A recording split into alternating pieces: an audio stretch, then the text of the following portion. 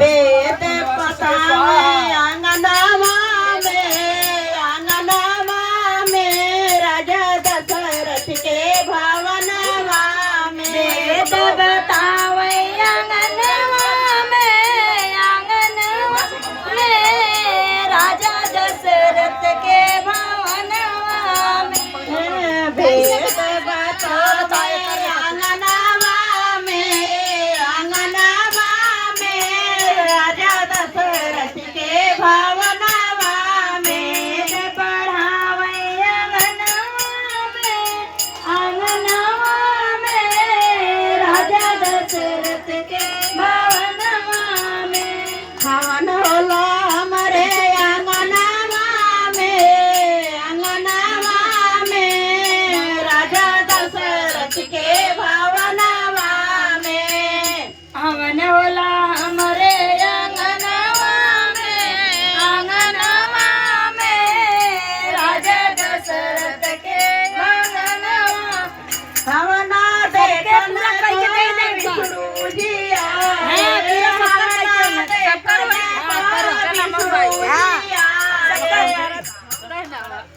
हवन देखन को विष्णु जी आए, हवन देखन को विष्णु जी आए।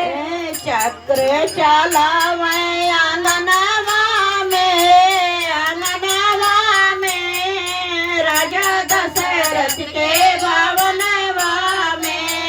ए चक्र चलावे आंगनवा में राजा दशरथ के भवनवा में।